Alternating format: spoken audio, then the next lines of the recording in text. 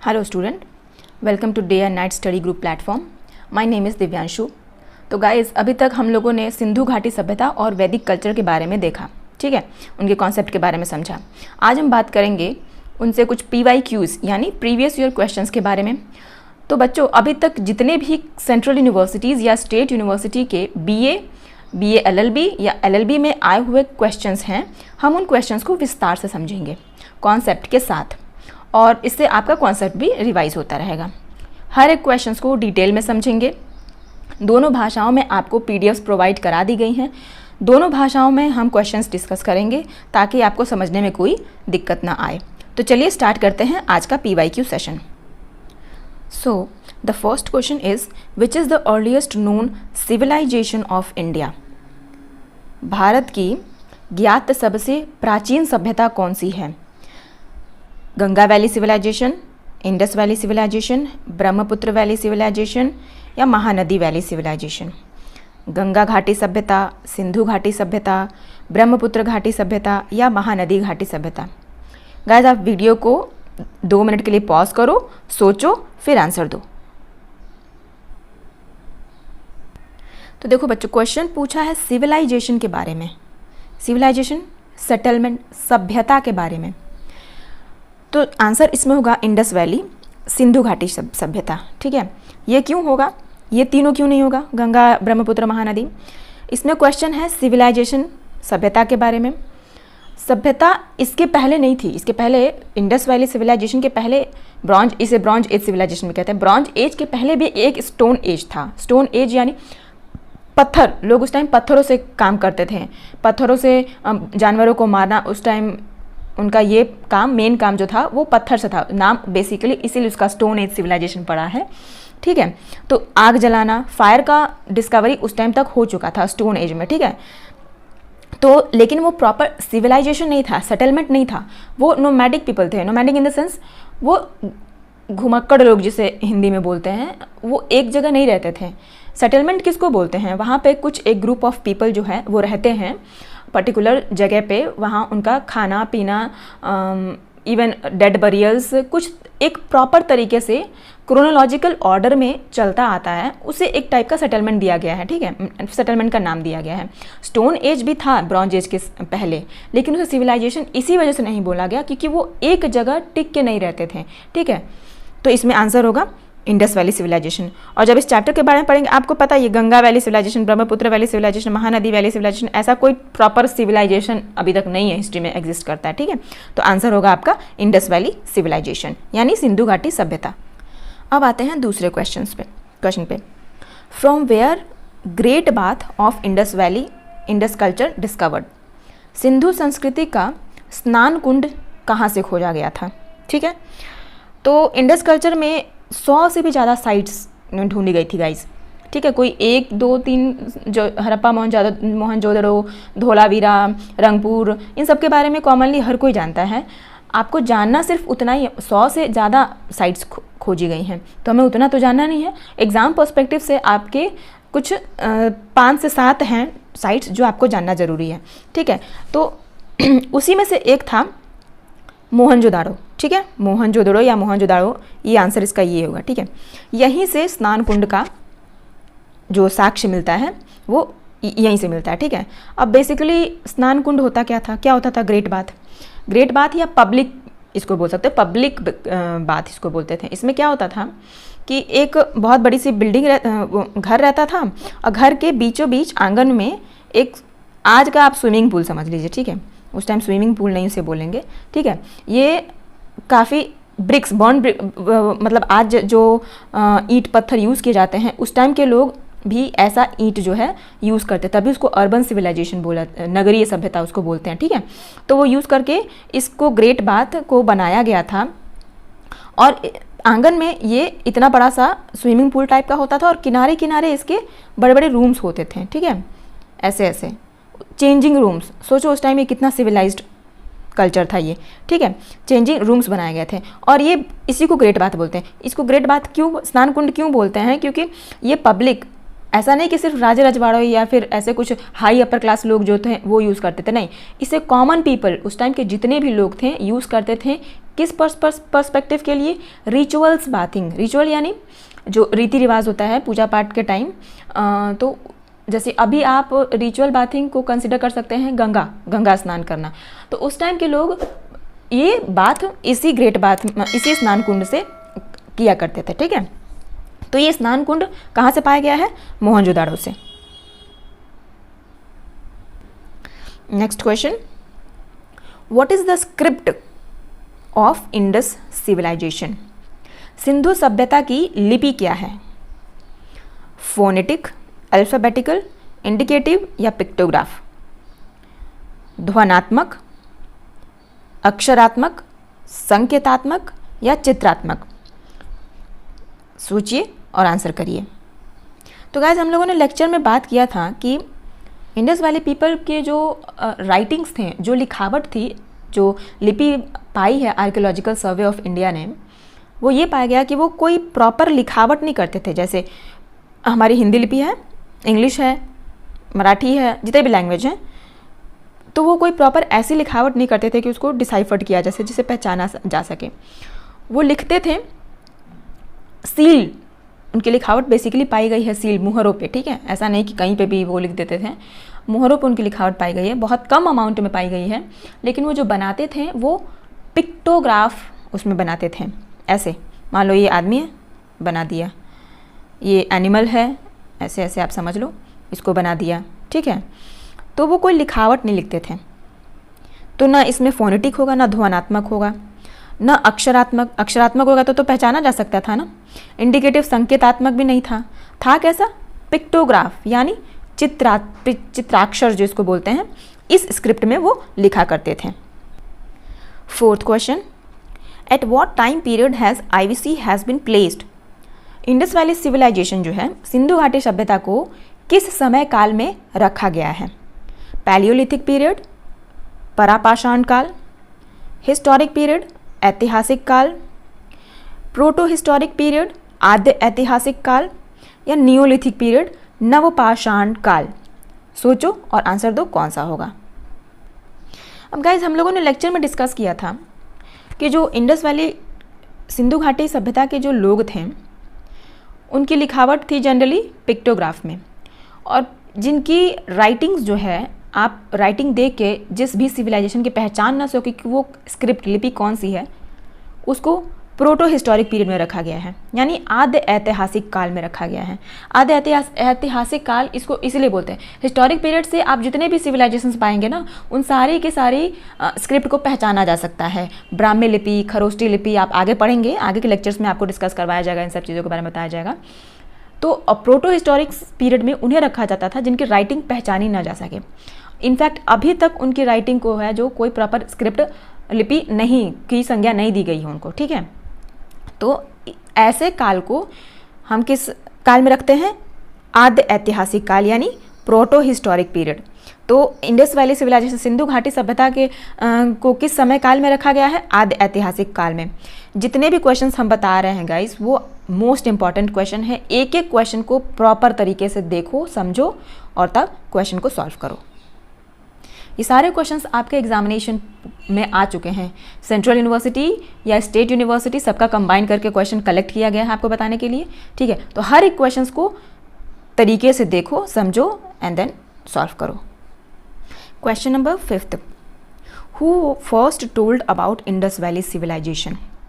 सिंधु घाटी सभ्यता के बारे में सर्वप्रथम किसने बताया? ठीक है, क्वेश्चन को ध्यान से समझो।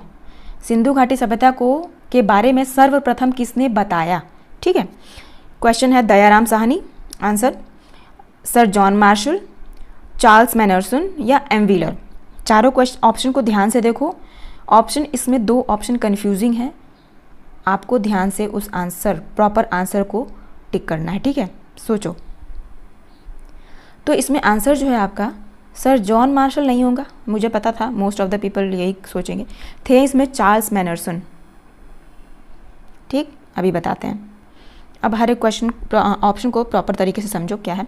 बात करें अगर दयाराम साहनी जी के बारे में, दयाराम साहनी जी ने 1921 में हड़प्पा सभ्यता के बारे में खोज की थी। ठीक है, क्वेश्चन क्या है? इंडस वैली सिविलाइजेशन के बारे में सर्वप्रथम किसने बताया था? ठीक है, सर जॉन मार्शल की जहाँ तक बात करें तो he was the first scholar to use the term Indus valley civilisation. वो पहले ऐसे स्कॉलर थे जिन्होंने सिंधु घाटी सभ्यता का टर्म यूज़ किया था, उन्होंने बताया नहीं था, ठीक है। बताया चार्ल्स मैनरसन ने कैसे था अभी बताते हैं। पहले इनके बारे में समझ लो, एम व्हीलर के बारे में। एम व्हीलर कौन थे? एम व्हीलर जो थे वो ब्रिटेन के एक आर्कियोलॉजिस्ट थे, ठीक है, ग्रेट ब्रिटेन के।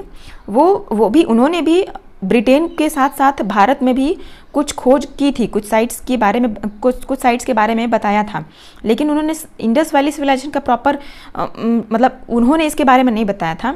उन्होंने एम व्हीलर का मेन कंट्रीब्यूशन क्या था कि वो साइंटिफिक टेम्परामेंट जो खोज किया, लेकिन साइंटिफिक तरीके से जो है खोज करने के बारे में इन्होंने बताया था सबको। आंसर चार्ल्स मैनरसन कैसे होंगे? क्या किया था इन्होंने? 1826 में उन्होंने एक पत्रिका लिखी थी, नरेटिव ऑफ जर्नी, ठीक है। उसमें उन्होंने इसके बारे में सर्वप्रथम बताया था, संकेत आशंका जताई थी कि एक ये सभ्यता हो सकती है। पूरी तरह से उनके बारे में नहीं बताया, लेकिन सर्वप्रथम वो इंसान थे कि इस सभ्यता को लोगों तक पहुंचाएं, ठीक है। तो आंसर चार्ल्स मैनरसन। इनका वैसे पत्रिका तो आपके बारे में नहीं, आपसे नहीं पूछेगा, लेकिन एक तरीके से याद कर लेना, नरेटिव ऑफ द जर्नी इनके द्वारा जो पत्रिका लिखी गई थी वो थी। 6th question, Which one of the following was the time period of Indus Valley civilization? Question पढ़ लिया। निम्नलिखित में से सिंधु घाटी सभ्यता का समय काल क्या है? 3500 से 2520 BC ईसा पूर्व, 2500 से 1750 ईसा पूर्व, 1250 से 750 ईसा पूर्व, या इन सब में से कोई नहीं? सोचो। तो आंसर होगा 2500 से 1750 BC। ये लेक्चर में हम लोगों ने डिस्कस किया था, ठीक है, कि हड़प्पा कल्चर या सिंधु घाटी सभ्यता का समय काल कितना था? 2500 से 1750 BC, यानी 2500 से 1750 ईसा पूर्व। Question number 7th, worship of mother goddess is associated with. मातृ देवी की पूजा किससे संबंधित है? Aryan civilisation, Mediterranean civilisation, Indus valley civilisation, या लेटर वैदिक सिविलाइजेशन? आर्यन सभ्यता, भूमध्य सागरीय सभ्यता, सिंधु घाटी सभ्यता, या उत्तर वैदिक सभ्यता? मातृ देवी की पूजा इनमें से किससे संबंधित है? किस काल में मातृ देवी की पूजा की जाती थी? चलो बच्चों, तब एक एक ऑप्शन को पहले डिस्कस करते हैं। आर्यन सिविलाइजेशन, अगर आर्यन कल्चर के बारे में बात करें तो वो पूजा करते थे, लेकिन किसकी पूजा करते थे?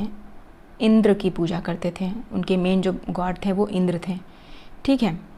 मेडिटेरेनियन सिविलाइजेशन, इसको पहले ही आप एलिमिनेट कर दीजिए, क्योंकि ये यहाँ की सभ्यता नहीं है, भारत की सभ्यता है ही नहीं। लेटर वैदिक सिविलाइजेशन में क्या होता था? इंद्र की जगह अब ये हट के ब्रह्मा विष्णु महेश पे शिफ्ट हो गए थे, ठीक है। ये उनकी पूजा करने लगे, मतलब नेचुरल फोर्सेस की ये पूजा करते थे। अगर बात करें इंडस वैली सिविलाइजेशन के बारे में, तो हड़प्पन पीपल क्या करते थे? वो कोई आइडल या फिर मूर्ति पूजन या उनके यहाँ से कोई मंदिर के साक्ष्य नहीं मिले हैं, ठीक है। और ये मिले हैं कि वो पूजा किसकी करते थे? स्टैच्यूज़ की पूजा करते थे। जैसे मेल गॉडेस आपको मिलेंगे, प्रीस्ट मिलेंगे, एक तरीके से डांसिंग गर्ल भी मिलेंगी आपको ब्रॉन्ज की, हालांकि उसकी पूजा नहीं, लेकिन अब कहाँ कैसे पता चलता है कि वो किसकी पूजा करते थे, ठीक है, इनके बारे में बता रहे हैं। तो मेल डिआइटीज़ मिले हैं, फीमेल डिआइटीज़ मिले हैं। तो फीमेल डिआइटी में मिली हैं एक मातृ देवी, या उन्हें शक्ति के नाम से जानते थे, ठीक है, मदर गॉडेस जो थी मातृ देवी या शक्ति, ठीक है। तो ये उनकी पूजा करते थे सिंधु घाटी सभ्यता के लोग। तो इनमें से कौन सा आंसर होगा? Indus valley civilisation. The worship of mother goddess is associated with Indus valley civilisation. Mother goddess की पूजा इसमें भी नहीं होती थी, ये अपना सिविलाइजेशन है ही नहीं, और इसमें भी नहीं होती थी। कुछ आप एक टेक्निक लगाओ ना एलिमिनेशन मेथड का, ठीक है। पहले 2-3 आप क्वेश्चन पढ़ोगे तो उसमें 1 या 2 ऑप्शन आपको जरूर ऐसे मिलेंगे जो उससे बिल्कुल मैच करेगा ही नहीं, ये लगेगा ही नहीं कि ये आंसर इसका है। तो कुछ 2 या 3 में से आपको प्रोबेबिलिटी आपकी कम हो जाएगी ना फिर। तो उस हिसाब से एलिमिनेशन मेथड से भी आप यहाँ से आंसर निकाल सकते थे। अब बात करते हैं क्वेश्चन नंबर 8 के बारे में। Which metal was known to Indus people? Sindhu घाटी के लोग इनमें से किस धातु से परिचित थे? ठीक है, डायमंड हीरा, सिल्वर चांदी, कॉपर तांबा या आयरन लोहा। तो आप बताइए सिंधु घाटी के लोग जो थे इन सारे मेटल्स, जो 4 मेटल्स दिए हुए, इसमें से किससे परिचित थे वो? सोचो और बताओ। तो देखा जाए अगर तो सिंधु घाटी सभ्यता के लोग gold, silver, copper, tin, steatite, इन सब मेटल्स के बारे में जानते थे। क्यों? क्योंकि इनका इंपोर्ट एक्सपोर्ट होता था। किसके साथ होता था? वो भारत में एक्सपोर्ट इंपोर्ट तो करते ही थे भारत के लोगों के साथ, प्लस भारत के बाहर भी उनका मेसोपोटामियन, इजिप्शियन, चाइनीज सिविलाइजेशन, ऐसे कुछ सिविलाइजेशन थे जिसमें से मेनली अगर देखा जाए तो मेसोपोटामियन और इजिप्शियन सिविलाइजेशन के साथ उनका ट्रेड होता था। ठीक है, तो प्रीशियस मेटल्स भी थे उनके इंपोर्ट एक्सपोर्ट उसमें। तो gold, silver, copper, tin, precious metal, cotton goods, ये सब ऐसे कुछ थे जो सामान जो भारत से मेसोपोटामिया जाते थे या इजिप्शियन जाते थे, और वहाँ से कुछ सामान इंडिया के लोग यानी इंडस वैली सिविलाइजेशन के लोग इंपोर्ट एक्सपोर्ट उनके साथ ट्रेड रिलेशन करते थे। ठीक है, मतलब ये सोचो कितना अर्बनाइज्ड कल्चर था वो। तो अब बताओ इसमें से आंसर 2 होगा गाइस, एक तो सिल्वर भी होगा, एक कॉपर भी होगा। डायमंड और आयरन इनके बाद वाली कल्चर जो आएगी वहाँ से आयरन की खोज होगी। ठीक है, डायमंड तो ऑब्वियसली नहीं था, ये वैसे ही हट गया, और आयरन इनके बाद वाली में आएगी। तो यहाँ पे आंसर आपका बी और सी दोनों होगा। ठीक है, आप मार्क कर लेना। वैसे आंसर ऐसे एग्जाम में नहीं आएगा, यहाँ पे मिसप्रिंट हो गया। तो बी और सी, क्योंकि सिल्वर के बारे में भी जानते थे, कॉपर के बारे में भी जानते थे, gold, tin, precious metal, steatite, इन सब के बारे में वो जानते थे। ठीक है, अब बात करते हैं क्वेश्चन नंबर 9 के बारे में। Which one of the following animal as figures surrounded the male deity of Indus valley civilisation? Sindhu घाटी सभ्यता में पुरुष देवता के चारों तरफ कौन कौन से जानवरों के चित्रों को पाया गया है? एलिफेंट, टाइगर, राइनोसोरस, बुफेलो या डियर? हाथी, चीता, गैंडा, भैंस या हिरन? इन 5 जानवरों में से सिंधु घाटी सभ्यता में जो पुरुष देवता मेल डिआइटी जो पाए गए थे उनके चारों तरफ कौन कौन से जानवरों को दिखाया गया है? बेसिकली ये याद रखना आप लोग कि वो ये कैसे पता चला, उनकी कोई मूर्ति नहीं, जो सील था उनके उस पर वहाँ से पाया गया था, हड़प्पन कल्चर से मुहर जो पाई गई थी उनमें पशुपतिनाथ जी की फिगरिन दिखाई गई है। और वो लेक्चर में मैंने आप लोग को दिखाया था, वो पिक्चर भी दिखाया है। ठीक है, तो पिक्चर को देखना, बात समझ आ जाएगी पूरी। तो गाइज इंडस वैली सिविलाइजेशन के टाइम जो शिव पशुपतिनाथ की जो सील थी वो सबसे पॉपुलर थी। ठीक है, वो जो मेल डिआइटी थे, फीमेल डिआइटी मैत्री देवी या शक्ति थी, मदर गॉडेस। जो मेल डिआइटी थे वो पशुपतिनाथ का सील पे उनका फिगरिन पाया गया है। ठीक है, उनके सील पे ये दिखाया गया है वो एक योगिक पोस्चर में बैठे हैं, ध्यान मुद्रा में बैठे हैं, और 3 विजिबल फेसेस दिखाए गए हैं उनके। ठीक है, और वो कितने जानवरों से सराउंडेड हैं? टाइगर, एलिफेंट, चीता और हाथी जो है उनके राइट साइड में है। मान लो ये सील है, स्क्वायर, जनरली स्क्वायर शेप में होता था। ठीक है, तो चीता और एलिफेंट जो हैं उनके राइट साइड में थे, और बुफेलो और राइनोसोरस यानी भैंस और गैंडा उनके लेफ्ट साइड में है। लेकिन डियर भी दिखाया गया है नीचे साइड में। ठीक है, तो यहाँ पे पशुपतिनाथ जी की फिगर, उनका फोटो वो है, चित्र है। राइट साइड में आपको दिख जाएगा टाइगर और एलिफेंट का पिक्चर। बुफेलो और राइनोसोरस यानी भैंस और गैंडा की पिक्चरिंग जो है आपको लेफ्ट साइड में दिखेगी। ठीक है, और जो उनके नीचे दिखाई गई है सील के, वो है डियर यानी हिरन की तस्वीर दिखाई गई है। तो इस ऑप्शन में दिया हुआ है, ऑप्शन थोड़ा ध्यान से आप पढ़िएगा, 1, 2, 3 और 4 यानी एलिफेंट, टाइगर, राइनोसोरस या बुफेलो, या 1, 2, 3, 4, 5। बेसिकली आंसर ये होगा आपका। ठीक है, क्यों? क्योंकि 5 फिगर्स दिखाए गए हैं उनके सील पे।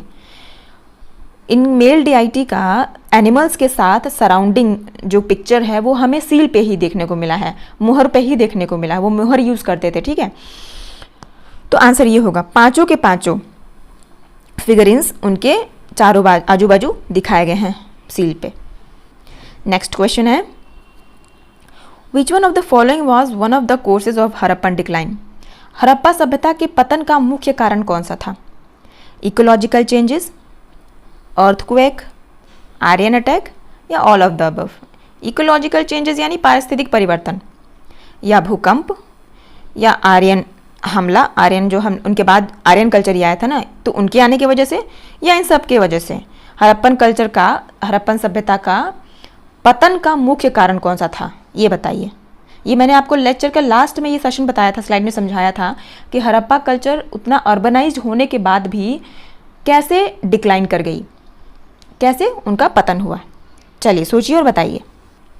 तो देखो गाइज, अगर बात करें इकोलॉजिकल पारिस्थितिक चेंज, अच्छा पहले इसको छोड़ो, ये सुनो पहले कि अभी तक ऐसा कोई एक साक्ष्य नहीं बताया गया है, एक अनुमान मतलब एक ऐसा कोई सॉलिड रीज़न नहीं बताया गया है कि किसके वजह से उनका पतन हुआ था। जितने भी हिस्टोरियंस आए सब ने अपना अलग अलग मत रखा, सबके अनुमान यही थे। कोई बताता था कि पारिस्थितिकी परिवर्तन के से हुआ, कोई बताता भूकंप से हुआ, कोई बताता आर्यन हमला के वजह से हुआ। अगर कलेक्टिव देखा जाए तो कोई भी हिस्टोरियन जो है ये चीज़ नहीं बता पाया कि उनके पतन का मुख्य कारण क्या था, और वो अभी तक नहीं जान पाया है कोई भी, ठीक है। और वो उनके अनुमान बेसिस पे अगर हम देखें तो ये तीनों कारण हो सकते हैं, या तो ecological change, earthquake, Aryan attack, इस तीनों के तीनों कारण हो सकते हैं उनके मुख्य कारण, मुख्य पतन के, ठीक है। तो इसमें आंसर हो जाएगा ऑल ऑफ द अबव। कोई ऐसा एक कारण नहीं था जिसके वजह से आर्यन अटैक, इसकी वजह से होगा क्योंकि हड़प्पन कल्चर के जस्ट बाद आर्यन लोग ही आएंगे भूमध्य सागरीय एरिया से, खाइबर पास से होते हुए। मैंने आपको बताया था दूसरा लेक्चर में जब वैदिक कल्चर शुरू किया था तो उसमें बताया था कि आर्यन कैसे आए भारत में, ठीक है। काफ़ी डिटेल में वहाँ पे हम बात किए थे। तो जब वो आए भारत में तो ऑब्वियसली जब कोई दूसरा सेटलमेंट आता है तो पहले वाले सेटलमेंट को डिसमिस करने की कोशिश करता है, ठीक है। चूँकि आर्यंस जो थे काफ़ी स्ट्रॉन्ग थे, उनके पास वेपन्स काफ़ी अच्छे थे, ठीक है। तो एक उनका मुख्य कारण ये भी बताया जाता है कि उनके बीच में लड़ाई हुई होगी, तो इसकी वजह से वो उनका पतन हो गया हड़प्पन की वजह से, क्योंकि सुपीरियर थे। ऐसा सब मतलब कोई ना कोई हिस्टोरियन बताता है। कोई बताता है कि इकोलॉजिकल चेंज, पारिस्थितिक के परिवर्तन की वजह से क्लाइमेट चेंज हुआ होगा जिसको वो बर्दाश्त न कर पाए हों, इसकी वजह से। कोई बताता है भूकंप, कोई बताता है कि मतलब रीज़न सबके अलग अलग हैं। तो कोई एक कारण ऐसा नहीं था। तो आप लगाएंगे answer all of the above, सारे के सारे कारण हो सकते हैं। Question number 11, on which object do we find the inscription of Harappan civilisation?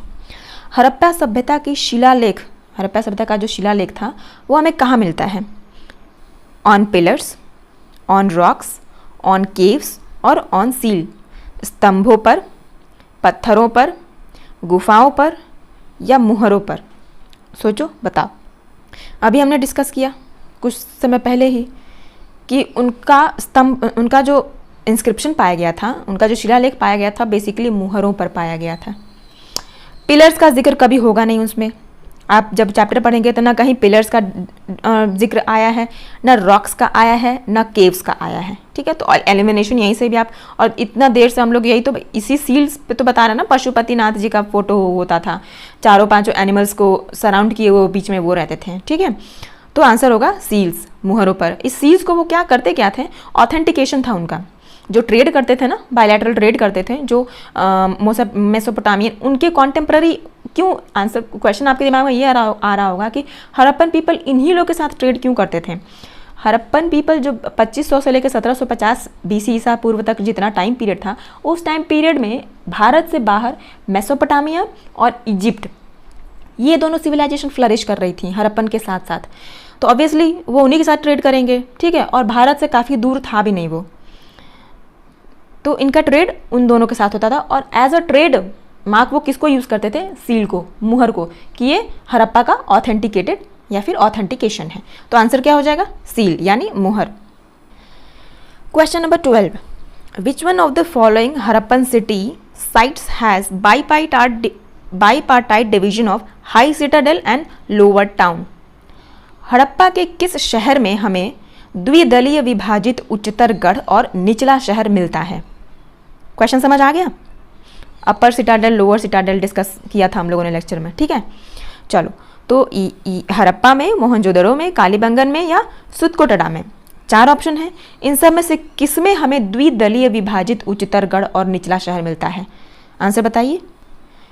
तो इन चारों में से तो सबसे पहले हम पर्टिकुलर ऑप्शन को डिस्कस करते हैं, ठीक है। पहले ये समझा जाए कि सिटाडेल्स होते क्या थे।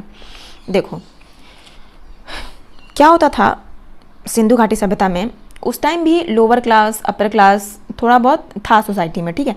तो सिटाडेल बेसिकली होता क्या था, ये एक रेज्ड प्लेटफॉर्म यानी ज़मीन का कुछ ऊपरी हिस्सा होता था, जिसमें प्लेटफॉर्म पे कुछ 30-40 या 3-4 फीट हाइट पे सिटाडेल्स होते थे, जिसको हम द्विदलीय विभाजित उच्चतर जिसको बोलते हैं गढ़ जो होते हैं। इसमें क्या होता था कि जो मोस्ट इम्पॉर्टेंट पर्सनालिटी, किंग्स वगैरह या राजे रजवाड़े, वैसे ऐसा बेसिकली नहीं था कि कौन राजा है उस टाइम पे, क्योंकि ऐसा सेटलमेंट वहाँ पे नहीं था कि राजा रजवाड़ा था। वहाँ पे अपर क्लास के लोग वो माने जाते थे जो ट्रेड करते थे, जो मर्चेंट्स थे, ठीक है। तो इस सिटाडेल में क्या होता था कि यहाँ पे वो लोग रहते थे और इस सिटाडेल के किनारे किनारे जो है बहुत बड़ी बड़ी दीवारें होती थी, ठीक है, बड़ी बड़ी दीवारें होती थी। और सिटाडेल के नीचे अगर प्लेटफॉर्म पे आ जाएं तो यहाँ पे कॉमनर्स रहते थे, कॉमन लोग रहते थे, ठीक है, जो ट्रेड नहीं करते थे, जो निचले स्तर के कोई काम वगैरह करते रहे होंगे वो इसमें। लेकिन इन दोनों में डिवीजन नहीं था, सॉरी जॉइंट नहीं था। ये सिटाडेल था, इसके नीचे टाउन एरिया था कॉमन पीपल्स के लिए, ठीक है। और ये तीनों शहर कहाँ पाए गए? तीन शहर में बेसिकली पाए गए थे, हड़प्पा, मोहनजोदड़ो और कालीबंगन में। ये तीनों जगह पे है हमें ऐसे सिटाडेल, और नीचे जो है लोअर सिटाडेल पाया गया, अपर सिटाडेल और लोअर सिटाडेल पाया गया था। सिटाडेल मैंने अभी बताया क्या होता है। यहाँ पे मोस्ट इंपॉर्टेंट लोग यानी जो उस टाइम के मर्चेंट्स लोग रहते थे जो ट्रेड करते थे, उसी से उनके अपर क्लास के कैटेगरी के बारे में पता करते हैं। और नीचे जो है कॉमनर्स रहते थे, कॉमन पीपल, थोड़े उनसे लोअर डिवीजन के लोग रहते थे। और इन दोनों में कोई जॉइंट नहीं था, कोई जुड़ाव नहीं था। वहीं पे अगर हम बात करें सुटकोटड़ा की, यहाँ पर भी लोअर सिटाडेल अपर सिटाडेल पाया गया है। लेकिन अगर बात करें अपर सिटाडेल और लोअर सिटाडेल के बारे में तो ये दोनों जॉइंट थे, ठीक है। यहाँ पे ऐसा डिवीजन नहीं था कि अपर डिवीजन अलग है लोअर डिवीजन अलग है। क्वेश्चन यहाँ पर भी सिटाडेल्स दोनों पाए गए हैं, अपर और लोअर दोनों, लेकिन जॉइंट था। कॉमनर्स भी, और मतलब ये कॉमनर्स ये भी यूज़ कर सकते हैं और ये अपर क्लास ये भी यूज़ कर सकते हैं, ठीक है। तो आंसर इसमें आपका क्या होगा? आंसर आपका होगा इसमें फर्स्ट, सेकेंड एंड थर्ड, ये वाला आंसर होगा, ठीक है। यानी हड़प्पा में, मोहनजोदारो में, कालीबंगन में। हड़प्पा के किस शहर में हमें द्विदलीय विभाजित उच्चतर गढ़ और निचला शहर मिलता है? हड़प्पा, मोहनजोदारो और कालीबंगन में। सुतकोटड़ा में भी मिलता है, लेकिन मैंने आपका मेन कारण बताया कि दोनों जॉइंट थे, था अपर सिटाडेल लोअर सिटाडेल, लेकिन इतना विभाजन जो इन तीनों में था वो इनमें नहीं था, सुटकोटड़ा में नहीं था। ये आपका इंपॉर्टेंट क्वेश्चन बन सकता है। क्वेश्चन पैटर्न जो है सेट कर रहा है वो एनटीए, थोड़ा लेवल वो बढ़ा के देता है क्वेश्चन का, ठीक है। तो इस हिसाब से आपको क्वेश्चन सॉल्व करने हैं अपने। नहीं, next question, IVC site, Indus valley civilisation site Manda is situated near the bank of. Sindhu घाटी सभ्यता का मांडा शहर जो है किस नदी पर स्थित है? सतलज, झेलम, चेनाब या सिंधु इंडस नदी पे? सोचो। अब मांडा से कुछ याद आया आपको? बहुत एक इम्पॉर्टेंट मैंने आपको ट्रिक बताया था इसमें लेक्चर में। देखो क्वेश्चंस जनरली आ जाते हैं, ये डायरेक्शन हो गया नॉर्थ, साउथ, ईस्ट और वेस्ट, कि हड़प्पन कल्चर या सिंधु घाटी सभ्यता का नॉर्दर्न मोस्ट साइट कौन सा है, ठीक है। नॉर्दर्न मोस्ट यानी ये, तो मैंने आपको लेक्चर में बताया था, ठीक, ऐसा क्वेश्चंस बन जाता है। नॉर्दर्न मोस्ट जो होता है वो मांडा होता है, मांडा है, ठीक है। ये कहाँ पे है? जम्मू कश्मीर में है। ईस्टर्न मोस्ट साइट जो है वो आलमगीरपुर है,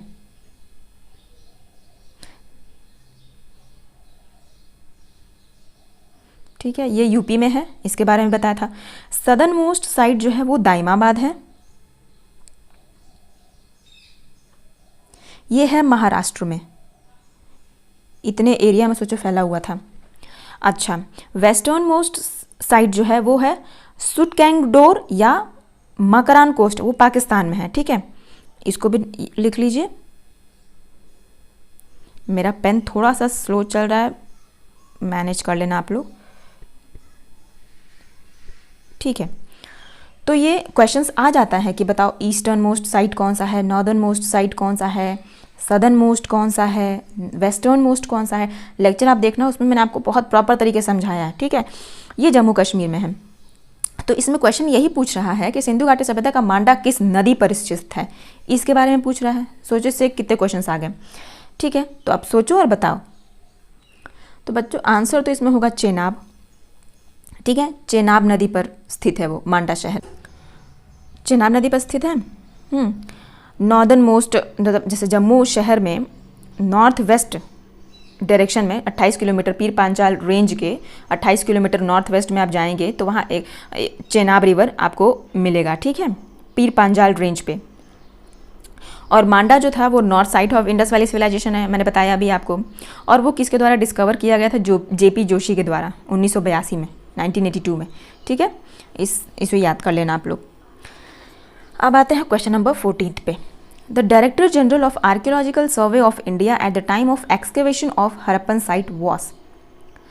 हड़प्पा स्थल के उत्खनन के समय भारतीय पुरातत्व सर्वेक्षण का प्रबंध निर्देशक कौन था? 4 ऑप्शन आपको दिए गए हैं, Dayaram Sahni, RD. Banerjee, John Marshall या मॉर्टाइमर व्हीलर, एम व्हीलर इनका शॉर्ट फॉर्म है, ठीक है। अब बताओ आंसर इसमें से कौन सा होगा, सोचो। तो गाइज़ अगर हम eight the time of excavation यानी उत्खनन के समय अगर देखें तो उस टाइम जो आर्कियोलॉजिकल सर्वे ऑफ इंडिया के जो डायरेक्टर जनरल थे वो थे जॉन मार्शल। जॉन मार्शल एक ब्रिटिशर्स थे। वो भारत में कब से कब तक रहे? 1902 से लेके 1928 तक, ठीक है। वो इतने टाइम पीरियड तक भारत में रहे और 1921 में उनका मेन फोकस था सिंधु घाटी सभ्यता की खोज पे लेके, जिसमें हड़प्पन सिविलाइजेशन का खोज किसने किया था? दयाराम साहनी जी ने किया था, ठीक है। तो इसमें आंसर क्या होगा? John Marshall. कब से कब तक इंडिया में थे वो? भारत में 1902 से लेके 1928 तक। हड़प्पन सिविलाइजेशन का, इंडस वैली सिविलाइजेशन का, सिंधु घाटी का सबसे पहला साइट जो था हड़प्पा, वो कब खोजा गया था? 1921 में, ठीक है। तो आंसर होगा John Marshall. Question number 15. In which of the following site was found the earliest evidence of surgery? Surgery का पहला साक्ष्य कौन से स्थल से पाया गया है? हड़प्पा, मोहनजोदारो, कालीबंगन या धोलावीरा। इन चारों में से सर्जरी का पहला साक्ष्य कहाँ पे मिला है हमें? तो आंसर देखें इसमें तो आपका आएगा कालीबंगन। कालीबंगन के जो लोग थे वहाँ पे सर्जरी का साक्ष्य जो है वहाँ से पाया गया है। जनरली जो आर्कियोलॉजिस्ट थे वो ये डिस्कवर किए कि सबसे पहले कालीबंगन में एविडेंस मिला सर्जरी का, और इसे ये पता लगता है कि सिंधु घाटी सभ्यता के जो लोग थे उनके पास मेडिसिन और सर्जरी, दवाओं और सर्जरी दोनों का ज्ञान था। ये पाया गया है, एक डेड बॉडी वहाँ पे मिली थी कालीबंगन में, जिसके सर में होल पाया गया था। एक सर्जरी के हिसाब, उसके सर में सर्जरी किया हुआ एक होल पाया गया था कालीबंगन के एक डेड बॉडी से, ठीक है। Question number 16.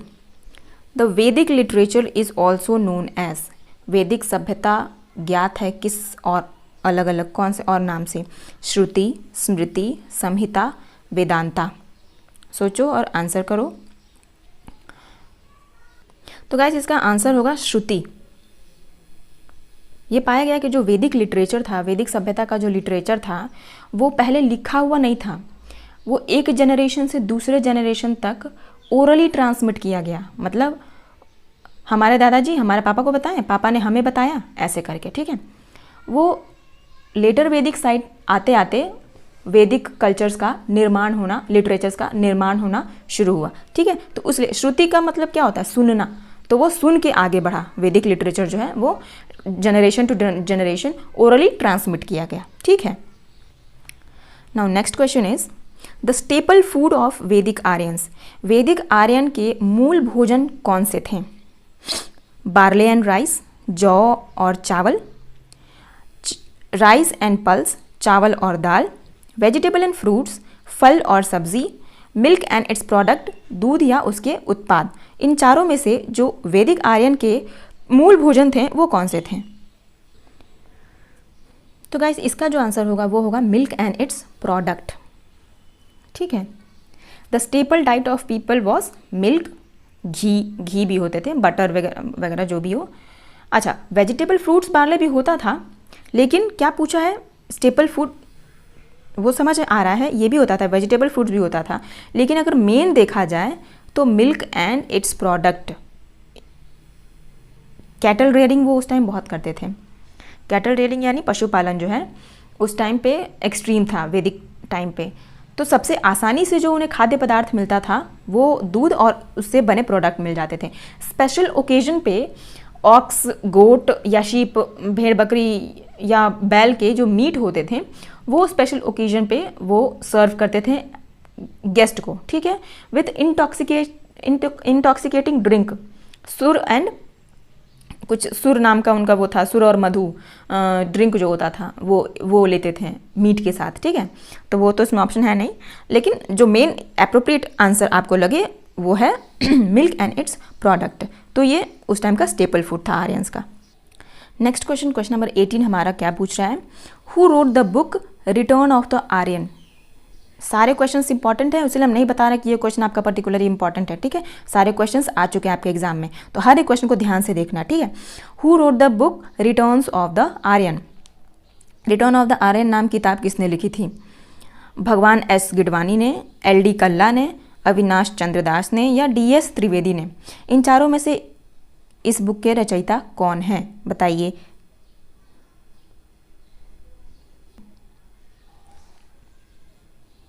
बेसिकली इसमें इन्होंने बताया क्या था, epic story of Aryans. Aryans की जो थी एपिक स्टोरीज बताई थी, उनके उस टाइम के जो राजा थे उनकी स्टोरी, पोएट्स जो कवि आते थे, कवि सम्मेलन होते थे उनके बारे में बताया था, उनके कौन सी भगवान की वो पूजा करते थे, बैटल्स के बारे में बताया है, ठीक है। और rise and fall of civilisation, Aryan civilisation था वो कैसे एक ही बार राइज किया, फिर उसका डिक्लाइन का मेन कारण क्या था। ये बुक बेसिकली इन्हीं के द्वारा, इन्हीं आर्यंस के बारे में ही बताती है। और ये बुक किसने लिखी है? भगवान एस गिडवानी जी ने। अब आता है क्वेश्चन नंबर 19 की बारी। वो क्या पूछता है, the river Chenab was known during the Vedic period by the name. Chenab वैदिक समय के में चेनाब नदी को किस नाम से जाना जाता था? आस्किनी नदी, पुरुषनी नदी, शुतुद्री नदी या वितास्ता नदी, ठीक है। तो आंसर होगा इसका आस्किनी, ठीक है। आस्किनी नदी को जो है, चेनाब को जो है आस्किनी नदी के नाम से जाना जाता था वैदिक पीरियड में, ठीक है। आस्किनी नदी का एक और नाम था चंद्रभागा, ठीक है, या इस्कमती, इस नाम से भी उस टाइम पे इनको चेनाब रिवर को जाना जाता था। Now question number 20, in Rigveda maximum number of shlokas are written in memory of. Rigveda में सबसे ज़्यादा श्लोक किसके लिए लिखे गए हैं? इंद्र, ब्रह्म, विष्णु या शिव। इन चारों में से ऋग्वेदिक टाइम में सबसे ज़्यादा श्लोक किसके लिए लिखे गए हैं? तो आंसर इसका होगा गाइस इंद्र, ठीक है। इंद्र जी जो हैं ऋग्वेदिक टाइम के सबसे इम्पॉर्टेंट गॉड थे, ठीक है। ऋग्वेदा समय अर्ली, ऋग्वेदा को हम और क्या बोलते थे वैदिक कल्चर में? अर्ली वैदिक पीरियड। अर्ली वैदिक पीरियड का समय काल कहाँ से कहाँ तक था? 1500 BC से लेके 1000 BC तक, 1500 से लेके 1000 ईसा पूर्व तक। और लेटर वैदिक का टाइम कितना था? 1000 BC से लेके 600 BC तक। तो जो अर्ली वैदिक यानी ऋग्वेदिक, दो नाम से जाना जाता था। ऋग्वेदिक जो पीरियड था उसमें क्या होता था कि वो नेचुरल फोर्सेस की पूजा करते थे। Natural forces in the sense जिनके द्वारा वो मानते थे कि जिनसे हमारा काम चल रहा है, जिनके द्वारा काम, जिनके एब्सेंस में काम हो ही नहीं सकता, वो उसको अपना भगवान मानते थे। इंद्र को वो अपना भगवान क्यों मानते थे कि जब वो रिचुअल्स करते थे कोई, तो जैसे पूजा पाठ वगैरह कुछ करते थे, तो वो क्या करते थे कि अग्निकुंड में जो हवन के टाइम सेक्रीफाइसेस देते थे, बलिदान देते थे, ठीक है। तो मान लो एनिमल सेक्रीफाइस हुआ तो उनका सेक्रीफाइस किए, तो जो धुआं बन के अग्नि से जाता था, जब कोई भी चीज़ आप आग में डालोगे तो ऑब्वियसली धुआं निकलेगा, और वो कहाँ ऊपर जाएगा, उसकी टेंडेंसी है ऊपर जाने की। तो ऊपर जाएगा तो वो आसमान में जाके इंद्र को एक तरीके से थैंक्स भेजते थे कि आपके वजह से हम जिंदा हैं या जी रहे हैं। तो एक थैंक्स गिविंग प्रोसेस, अपने भगवान को थैंक्स गिविंग प्रोसेस था उनका, सेक्रीफिशियल जो रिचुअल्स करते थे वो। और इंद्र जो थे वो खुश होके वो वर्षा करते थे उनके पे आशीर्वाद के रूप में। तो वो ऐसा मानते थे, वो हवा को भी भगवान मानते थे, सूर्य को भी भगवान मानते थे, इंद्र को भी पानी को भी भगवान मानते थे, पेड़ पौधों को भी भगवान मानते थे। आप लेटर वैदिक में पढ़ोगे कि पेड़ पौधे की भी पूजा काफ़ी ढंग से की मतलब प्रचलन में आया। ठीक है, ये ब्रह्मा विष्णु शिवा जो हैं ये लोग, ये लेटर वैदिक पीरियड में आएंगे। लेटर वैदिक पीरियड यानी 1000 से लेकर 600 BC में ये लोग ब्रह्मा विष्णु महेश की पूजा करते हैं। इंद्र का सिग्निफिकेंस थोड़ा सा कम हो जाता है लेटर वैदिक पीरियड में, यानी 1000 से 600 BC में। ठीक है, तो क्वेश्चन क्या पूछा है कि ऋग्वेदा टाइम में, इस चीज़ को आप क्वेश्चन ध्यान से पढ़ना। ठीक है, कि ऋग्वेदा टाइम यानी अर्ली वैदिक पीरियड में वो किस भगवान को याद करते थे, कौन से भगवान उनके लिए इंपॉर्टेंट थे, तो वो इंद्र थे। और उन्हीं के मेमोरी में ऋग्वेदिक समय में सबसे ज़्यादा श्लोक्स लिखे गए हैं। ओके, तो answer will be Indra. Now turn of question number 21।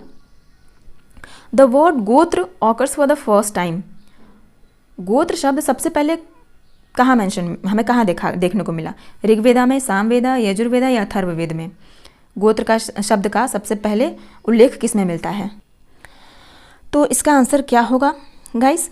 इसका आंसर, जो गोत्र का सबसे पहला उल्लेख हमें मिलता है वो मिलता है ऋग्वेदा में। ऋग्वेदा में इसका उल्लेख किसके बीच में मिलता है? ये ब्राह्मणों के बीच में मिलता है। ब्राह्मण अपने आप को दूसरों से अलग करने के लिए एक गोत्र बताते थे कि ये गोत्र है, और सेम गोत्र में शादियां नहीं होती थी।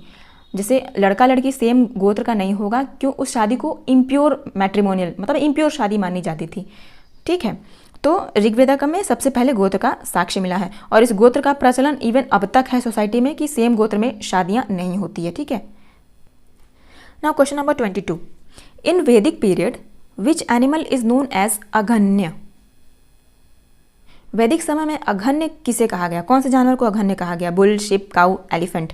इन चारों में से एप्रोप्रिएट आंसर बताओ कौन सा होगा? तो अघन्य किसे बताया जाता था? काऊ को, गाय को।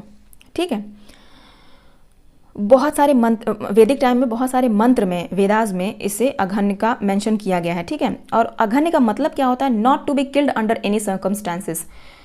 मतलब किसी भी सिचुएशन में गाय को मारा नहीं जाएगा। मतलब गाय उस टाइम प्योर ब्रीड मानी जाती थी। ठीक है, उस टाइम गाय की बलि नहीं दी जाती थी। और ऋग्वेदा टाइम में जो बुल था ना, सिंबल ऑफ स्ट्रेंथ, पावर, मतलब स्ट्रेंथ और पावर का एक सिंबल था। वैदिक लिटरेचर में बुल को नंदी से भी वो किया गया, जो शिव जी की सवारी है उसे बुल का वो बताया जाता है। तो जो उस टाइम सेक्रीफाइसेस जो होते थे उसमें गाय का सेक्रीफाइस कभी नहीं किया जाता था। क्यों? क्योंकि उसे एक गॉड का सिंबल दिया गया है, अघन्य का सिंबल दिया गया है। और अघन्य का मतलब क्या होता है? अभी बताया मैंने कि not to be killed under any circumstances. ठीक है, तो आंसर क्या होगा? काऊ। Now question number 23। दस राजन क्या है? 10 इनकारनेशन ऑफ विष्णु, विष्णु के 10 अवतार। A sacrifice to be performed by the king, राजा के द्वारा किया जाने वाला बलिदान। बैटल ऑफ 10 किंग, 10 राजाओं का युद्ध, या इनमें से कोई नहीं, नन ऑफ द अबव। 10 राजन क्या है बताइए? तो देखो उस टाइम में क्या हुआ था ना, ऋग्वेदिक टाइम में, कि 10 राजाओं का एक युद्ध हुआ था। वो आप राजा लोग थे, कौन कौन थे? पुरु, यदु, तुर्वासा, अनु, ध्रुय, अलिना, पक्था, भालनास, शिवा, वैष्णविन, सिमयू, वैकर्णा एंड अदर्स। तो ये आपको जानने की कोई ज़रूरत नहीं है कौन कौन से राजा थे। ठीक है, पर्टिकुलरली 10 राजा का युद्ध था वो। ठीक है, तो 10 राजन क्या था? A battle of 10 Kings. ना ही 10 इनकारनेशन ऑफ विष्णु, ये भी नहीं था। Sacrifice to be perform by king, ये भी नहीं था। नन ऑफ द अबव होगा ही नहीं, क्योंकि ये बैटल ऑफ 10 किंग आंसर होगा आपका। The words Satyameva Jayate in the state emblem of India have been adopted from which of the following? Satyameva Jayate कहाँ से लिया गया है? क्वेश्चन ये पूछा है आपसे। मुंडक उपनिषद, कथा उपनिषद, मांडुक्य उपनिषद या छंदोग्य उपनिषद? इन सब में से एप्रोप्रिएट आंसर सोचो कौन सा है? तो आंसर होगा गाइस मुंडक उपनिषद। ठीक है, सब आंसर समझ आ गया आपको? इसमें से कौन सा एप्रोप्रिएट आंसर होगा? ये एंशियंट इंडियन स्क्रिप्चर था। मुंडक उपनिषद जो था वो एंशियंट इंडिया का एक स्क्रिप्चर था। ठीक है, वो वहाँ से लिया गया था। उसका नाम क्या था? मुंडक उपनिषद। वो एक मंत्र की तरह यूज़ किया जाता था ऋग्वेदिक टाइम में, ठीक है। और अब उसको अडॉप्ट किया गया है अपना national motto of India, national emblem of India. ये आप आगे पढ़ेंगे मौर्यन कल्चर में, बताएंगे ये कहाँ से आया आपको, ठीक है। सत्यमेव जयते का कॉन्सेप्ट आया कहाँ से, ये सारनाथ में आपको अशोक स्तंभ से उठ के सारनाथ में आपको एक वो लॉयन एम्बलम देखने को मिलेगा। इसके बारे में पूरा डिटेल में हम बात करेंगे अभी 2-3 लेक्चर के बाद मौर्यन कल्चर में, ठीक है। तो वहाँ हम इसके बारे में विस्तार से समझेंगे। अब आता क्वेश्चन नंबर 25 की बारी। Regarding women in Vedic period which one of the following is correct. वैदिक समय में औरतों की स्थिति कैसी थी? दे वर अलाउड टू स्टडी, उन्हें पढ़ने की अनुमति थी। दे हेल्ड गुड पोजिशन, समाज में उनका स्थान अच्छा था। दे डिड नॉट प्रैक्टिस पर्दा सिस्टम, पर्दा प्रणाली वो प्रैक्टिस नहीं करती थी। दे अटेंडेड सभा एंड समिति, वो सभा समिति अटेंड करती थी। तो ऋग्वेदिक टाइम में जो औरतों की स्थिति थी, इन चारों में से कौन सी स्थिति थी जो उनके टाइम सूटेबल थी, बताओ। तो वैदिक सोसाइटी के बारे में गाइज हम लोगों ने जब बात किया था कि ऋग्वेदिक सोसाइटी कैसी थी, तो उसमें बात किया था कि ऋग्वेदिक यानी अर्ली वैदिक कल्चर 2 पार्ट में डिवाइड था, अर्ली और लेटर में। तो अर्ली वैदिक यानी ऋग्वेदिक टाइम में औरतों की स्थिति काफ़ी सही थी, बहुत अच्छी थी, ठीक है। जैसे इंडस वैली सिविलाइजेशन में औरतों की स्थिति बहुत ही ज़्यादा अच्छी थी, औरत आदमी वहाँ पे कोई जेंडर बायसनेस नहीं था, ठीक है। वैसे ही था हमारे ऋग्वेदिक टाइम में भी, अर्ली वैदिक टाइम में भी। कब से कब तक था वो? 1500 से लेके 1000 BC तक, ठीक है। उन्हें पढ़ने की अनुमति भी थी, सोसाइटी में उनकी गुड पोजीशन भी थी, कोई पर्दा सिस्टम वो अटेंड नहीं करती थी, मतलब कोई पर्दा सिस्टम उनको नहीं रहना था, और सभा और समिति वो अटेंड करती थी। लेटर वैदिक पीरियड में सभा समिति उनका बैन हो जाएगा, पर्दा सिस्टम आ जाएगा, उनकी पोजीशन बिल्कुल वर्सन हो जाएगी और पढ़ने की अनुमति नहीं थी। ऋग्वेदिक पीरियड में कुछ औरतें पोएट जो सामने समाज में निकल कर आई, लोपामुद्रा टाइप की, लोपामुद्रा जो थी कवियत्री थी, बहुत फेमस कवित्री हैं वो, ठीक है। तो कुछ ऐसी औरतें थी, लेक्चर में मैंने बताया 2-3 औरतों के नाम के बारे में आपको, ठीक है। ध्यान से पढ़ना, उसे समझ आ जाएगा। मैंने बताया तो उस टाइम भी कि ये क्वेश्चन इंपॉर्टेंट है आप लोग के लिए, ठीक है। तो इसमें से आंसर क्या होगा? All of this. Rigvedic time में औरतों की स्थिति ऐसी थी, ठीक है। Question number 26, in which type of marriage payment of bride price was condition. इनमें से किस प्रकार के विवाह में खरीदी हुई वधु से विवाह किया जाता था? असुर विवाह, ब्रह्म विवाह, ये दैव विवाह होगा, DAIV होगा, ठीक है। ये मिसप्रिंट है, दैव विवाह, ठीक है। और एक है गंधर्व विवाह। इन सब में से किस में खरीदी हुई वधु से शादी किया जाता था, बताओ। तो जब हम लोग वैदिक कल्चर के बारे में पढ़ रहे थे तो हम लोगों ने उसमें टाइप्स ऑफ हिंदू मैरिज के बारे में पढ़ा था। हिंदू विवाह जो होते हैं वो कितने प्रकार के होते हैं, जिसमें से ब्रह्म विवाह, दैव विवाह, आश्र विवाह, प्रजापत्य विवाह, गंधर्व विवाह, असुर विवाह, राक्षसा विवाह, पैशाच विवाह, इन सब के बारे में मैंने आपको बताया था। एक चार्ट भी दिखाया था आपको, बोला था कि इस चार्ट को ध्यान से पढ़ लेना। तो उसमें इतने प्रकार के शादियाँ होती थी। अच्छा, ब्रह्म विवाह में क्या होता था? लड़की को लड़के वालों को देना डाउरी के साथ, दहेज के साथ। अगर लड़की की शादी हो रही है, लड़के के साथ दहेज भी दिया जा रहा था, तो उसे ब्रह्म विवाह कहते थे। वो तो अभी भी होता है। दैव विवाह में क्या होता था? Giving the girl to the priest himself in lieu of his fee. मतलब अगर कोई प्रीस्ट है वो रिचुअल करा रहा है तो उसके फीस के तौर पे लड़की को उनको दान दे देना, एक प्रकार का विवाह वो भी होता था। गंधर्व विवाह में क्या होता था? लव मैरिज होता था, लड़के लड़की की पसंद की शादी होती थी, ठीक है। लेकिन जो पेमेंट ऑफ ब्राइड प्राइस था, या तो पेमेंट करके या तो किडनैप करके जो शादी होती थी वो होती थी असुर विवाह। इसे हम लोग ये भी बोलते हैं marriage with a purchased girl, खरीदी हुई लड़की से जो शादी होती थी उसे हम असुर विवाह बोलते थे। नाम से ही पता चल रहा है, इसमें कोई संदेह नहीं है। और जनरली ऐसी शादियाँ होती थी कब? वैदिक कल्चर में। इंडस वाले सिविलाइजेशन में ऐसी शादियाँ नहीं होती थी, ठीक है। तो वैदिक कल्चर में ऐसी शादियाँ होती थी। Question number 27, which one of the following is concerned with the origin of Indian medicine. भारतीय चिकित्सा संबंध किससे संबंध रखता है? ऋग्वेदा, सामवेद, यजुर्वेद, अथर्ववेद। इन सब में से किस में इंडियन मेडिसिन के बारे में पता लगाया गया है? चारों ऑप्शन अच्छे से पढ़ लिया। तो सबसे पहले पर्टिकुलर ऑप्शन को डिस्कस करते हैं कि ऋग्वेदा में क्या था। ऋग्वेदा में क्या था? ये वैदिक संस्कृत और हाइम्स, सूक्त जितने होते हैं वो इसमें मेंशन थे, ठीक है। ओल्डेस्ट, पूरे विश्व में सबसे ओल्डेस्ट टेक्स्ट है ये, ठीक है। 1028 हाइम्स और 10 मंडल्स हैं इसमें, मतलब 1028 हाइम्स और 10 मंडल हैं। और पहला और 10वां मंडल जो है सबसे लास्ट में ऐड किया गया था, ठीक है। और इसी 10th मंडल में हमें क्या मिलता है? 4 वर्ण के बारे में मिलता है। जो ब्राह्मण, क्षत्रिय, वैश्य, शूद्र हैं, ऋग्वेदा के 10th मंडल में हमें 4 वर्ण्स के बारे में मिलते हैं, ठीक है। और जो ऋग्वेदा के जो मंत्र थे वो किसके द्वारा मतलब रिसाइट किए जाते थे, किसके द्वारा किए जाते थे? वो होत्री, जिसे आज हम पंडित बोलते हैं ना। हमारे रिचुअल्स कौन करवाते हैं? पंडित करवाते हैं। तो उस टाइम जो ऋग्वेदिक में जो करवाते थे ये सब उन्हें होत्री बोला जाता था। उसी में जो गायत्री मंत्र था वो 3रे मंडल में मिला। बैटल ऑफ 10 किंग जो अभी कुछ देर पहले हम लोगों ने डिस्कस किया था वो 7th मंडल के, ऋग्वेदिक के 7th मंडल में मिलता है हमें उसका जिक्र। और वो बैटल ऑफ 10 किंग किसके नदी के किनारे हुआ था? रावी नदी के किनारे हुआ था, ठीक है। तो ऋग्वेदा में इतनी सारी चीज़ें थी। बात करें अगर सामवेदा की तो वो किसकी थी? Books of chants and music and contain 1549, मतलब 1549 वर्सेस से श्लोक सूक्तों से बना हुआ एक कंपाइलेशन था। किसका? चैंट और म्यूजिक। साम से ही पता चल रहा है म्यूजिक, ठीक है। और अगर उसमें से 75 वर्सेस निकाल दें तो बाकी जितने वर्सेस बचें वो सारे ऋग्वेदा के ही ले आए, मतलब ऋग्वेदा से ही उठा के इसमें डाले गए थे, ठीक है। और इसके जो हाइम्स थे उसको कौन रिसाइट करता था, कौन बोलता था? उद्गात्री। मैंने बोला था कि सब चीज़ों को आप ध्यान से पढ़ना, क्योंकि क्वेश्चन बन जाते हैं इसमें से कि सामवेदा के जो हाइम्स चैंट करते थे उन्हें क्या बोलते थे? उद्गात्री। वैसे ही ऋग्वेदा के टाइम जो बोलते थे उन्हें क्या बोलते थे? होत्री। ये सब इंपॉर्टेंट टर्मिनोलॉजीज हैं, आप इसको ध्यान से पढ़ना। PDF में मैंने आपको हर एक चीज़ बताई है, हर एक चीज़ को डिटेल में समझाया है, ठीक है। अब बात करें अगर यजुर्वेदा की, यजुर्वेदा में यहाँ क्या बोलते हैं, क्या मिलता है? सैक्रिफिशियल प्रेयर्स के बारे में। जो बलिदान दिए जाते थे उस टाइम जो प्रेयर्स पढ़े जाते थे उसका जिक्र किस में मिलता है हमें? यजुर्वेदा में। वो रिचुअल वेदा है। कितने सारे संस्कार जो होते हैं जो आज के उस टाइम पे जो किए जाते थे उसका जिक्र जो है हमें उसमें मिलता है। और वो 2 पार्ट में बटा है, कृष्ण यजुर्वेदा और शुक्ल यजुर्वेदा। वो both versus and pros consider करते हैं। और उसका जो हाइम्स था वो कौन बोला जाता था? अध्वर्यूज द्वारा वो चैंट किए जाते थे। उस टाइम के जो हाइम्स जो चैंट किए जाते थे, ठीक है।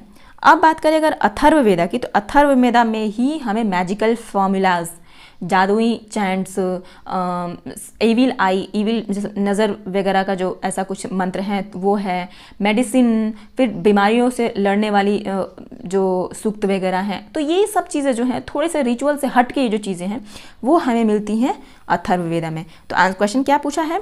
कंसर्न विद इंडियन मेडिसिन, भारतीय जो मेडिसिन का जो जिक्र मिलता है वो किस में से मिलता है? अथर्ववेदा में। तो चारों चीज़ आपको समझ में आ गई कौन कौन से वेदा में क्या क्या चीज़ थी, ठीक है। हर एक चीज़ को मैंने वीडियो में, क्लास लेक्चर में डिटेल में समझाया है आपको, ठीक। चलो question number 28, the river most mentioned in Rigveda, Rigveda में सबसे अधिक बार किस नदी का जिक्र किया गया है? सिंधु नदी, सुतुद्री नदी, सरस्वती नदी, गंडकी नदी। आंसर सोचो क्या हो सकता है इसका। तो इसका अगर आंसर देखें तो ये आंसर होगा सिंधु नदी। हालांकि सरस्वती का भी वहाँ पे मिलता है, गंडकी का भी साक्ष्य मतलब ऋग्वेदा में इसका मेंशन किया गया है, लेकिन सबसे ज़्यादा सिंधु नदी का ही क्यों किया गया है? सरस्वती भी उस टाइम की प्योर नदी मानी जाती थी। वो रहते इसी नदी के किनारे थे, उनकी इंडस और उनकी ट्रिब्यूटरीज के ही इर्द गिर्द ये सभ्यता जो थी वो लाई करी। लेटर वैदिक टाइम में आप देखेंगे कि धीरे धीरे करते करते वो उत्तर प्रदेश के वेस्टर्न साइड तक भी आए। और जैनिज्म बुद्धिज़्म के टाइम आप देखेंगे, इसके आगे वाले लेक्चर में आपको पढ़ने को मिलेगा वो, कि वो वेस्टर्न ईस्टर्न यूपी तक भी आए, बिहार तक भी आए, ठीक है। लेकिन पूछा क्वेश्चन क्या है कि ऋग्वेदा के टाइम में, यानी अर्ली वेदा के टाइम में, उसलिए बोला क्वेश्चन को ध्यान से पढ़ना। अर्ली वेदा के टाइम में सबसे ज़्यादा जो लोग रहते थे वो किस नदी के किनारे रहते थे? सिंधु नदी के किनारे ही रहते थे। तो ऋग्वेदा के टाइम के जो टेक्स्ट मिलते हैं उसमें सिंधु नदी के ही बारे में सबसे ज़्यादा जिक्र किया गया है। Question number 29, which of the following mandal is completely devoted to Vedic god Soma? Question समझे? इनमें से कौन सा मंडल भगवान सोम को समर्पित है? मंडल नंबर 1, 5, 9 या 10? तो अगर इसका आंसर देखा जाए तो इसका आंसर होगा 9th। 9वें मंडल में जो है, ऋग्वेदा के 9वें मंडल में जो है इनका जिक्र मिलता है सोम का, भगवान सोम का, ठीक है। इट वॉज नॉट, हाँ ठीक है। Soma was one of the most important god in Rigveda. Rigveda के टाइम में ये सोम जो थे सबसे इम्पॉर्टेंट गॉड थे, और उनको इस 9th मंडल को सोम मंडल भी बोला जाता है, जिसमें 115 हाइम्स हैं, ठीक है। और वो सारे के सारे हाइम्स किसको डिवोटेड हैं? सोम पावमना को, ठीक है। क्वेश्चन, लास्ट में क्वेश्चन है, who among the following is regarded as war god in Rigveda. Rigveda के समय में युद्ध का देवता किसे बोला गया है? अग्नि, इंद्र, सूर्य या वरुण? इन चारों में से किसे बोला गया है युद्ध? तो अगर हम एक एक एग्जाम्पल, एक एक ऑप्शन को कंसिडर करें तो ऋग्वेदा के समय में जो अग्नि देवता थे, उनको क्या माउथ ऑफ गॉड्स या गॉडेजेस, भगवान के मतलब मेल या फीमेल डियाइटीज जो थे उनके मुख को बताता था कौन? अग्नि। ठीक है। सूर्य बताता था किसके बारे में? सुप्रीम सोल यानी सबसे महान जो आत्मा है उसके बारे में बताया जाता है। वो क्या करते हैं? जो bring light and warmth to the world, जो विश्व को वो न रहे तो विश्व में प्रकाश नहीं रहेगा। ठीक है। और जो वरुण थे उन्हें कीपर ऑफ कॉस्मिक ऑर्डर बताया जाता है। ठीक है। लेकिन जो प्रॉपर इसमें क्वेश्चन क्या पूछा है, रिगार्डेड एज वॉर गॉड, जो युद्ध के देवता थे उन्हें इंद्र को ही बताया गया। इंद्र जो थे ऋग्वेदा में युद्ध के देवता बताए गए। ठीक है। तो बाकी ये ऑप्शन एलिमिनेट हो गए, तो बचा कौन सा? ये। तो गाइज ये था हमारा आज का PYQs यानी प्रीवियस ईयर क्वेश्चंस डिस्कशन। हर 2 टॉपिक पढ़ने के बाद आपको ये डिस्कशन मिलेगा। इसके पहले आप लोगों ने, इस सेशन को अटेंड करने से पहले आप लोगों ने किसके बारे में, किन 2 टॉपिक के बारे में पढ़ा था हम लोगों ने? इंडस वैली सिविलाइजेशन, सिंधु घाटी सभ्यता, और वैदिक कल्चर यानी वैदिक सभ्यता के बारे में हमने पढ़ा था। अब इन दोनों पोर्शन से जितने भी क्वेश्चंस सेंट्रल यूनिवर्सिटीज़ में या स्टेट यूनिवर्सिटीज़ में आ चुके हैं एंट्रेंस एग्जाम में, BA या BA LLB या LLB के एग्जाम में, उन सारे क्वेश्चंस को एक जगह इकट्ठा करके आपने क्वेश्चन सॉल्व किया। समझ आया आपको कैसे कैसे क्वेश्चंस आते हैं? तो इस लेवल की प्रिपरेशन आपकी होनी चाहिए। ठीक है। ताकि या आप सेंट्रल लेवल के एग्ज़ाम दो, स्टेट लेवल के एग्ज़ाम दो, आपको किसी प्रकार का कोई परेशानी ना हो। तो I hope you have like this video. Okay, ठीक है, थैंक यू।